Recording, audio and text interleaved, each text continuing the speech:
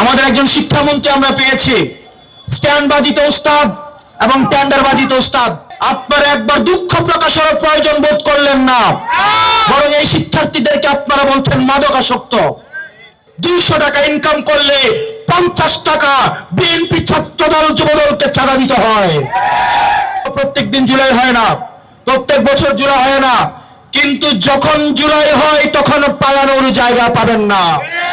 2026 সালের এইচএসসি পরীক্ষার্থীরা যখন কিছু দাবি নিয়ে রাস্তায় এসেছে, সেখানে আপনারা আওয়ামী লীগ সরকারের মতো সেখানে আপনারা বিভিন্ন সন্দেহ করেন এবং ছাত্রদল 2026 সালের এইচএসসি পরীক্ষাদের মাদকাসক্ত বলে তারা আখ্যায়িত করেছে।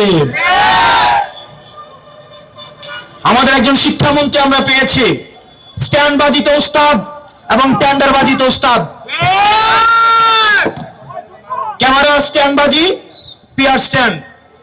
মাননীয় শিক্ষামন্ত্রী সব জায়গায় গিয়ে বলে নকল আর চলবে না। 2026-এর শিক্ষার্থীরা আপনাদেরকে দেখিয়ে দিচ্ছে এই স্ট্যান্ডবাজি আর বাংলাদেশে চলবে না। হাঁটু সমান পানিতে, বুক সমান পানিতে 2026 সালের এইচএসসি পরীক্ষার্থীদের আপনি ডুবিয়ে ডুবিয়ে আপনি পরীক্ষা দিতে বাধ্য করেছেন এবং একটা পরীক্ষার প্রশ্ন আপনি প্রণয়ন করেছেন। আপনি পরীক্ষার প্রশ্নের মধ্যে 2টা সৃজনশীল আপনি ভুল দিয়ে রেখেছেন। একটা পরীক্ষার্থীর তখন মানসিক অবস্থা কি ধরনের হয় একবার চিন্তা করেন। সে যখন দেখে প্রশ্নপত্রে ভুল, সে যখন নিজে চেষ্টা করে পরীক্ষা উত্তর মিলানো, পরীক্ষা দিয়ে এসে হয়তো বুঝতে পারে প্রশ্নপত্রে ভুল, সে যখন উত্তর মিলাতে পারে না, তখন পরীক্ষার মধ্যে কি ধরনের মানসিক অবস্থা তৈরি হয় একবার চিন্তা করেন। আপনারা একবার দুঃখ প্রকাশের প্রয়োজন বোধ করলেন না, বরং এই শিক্ষার্থীদেরকে আপনারা বলছেন মাদকাসক্ত।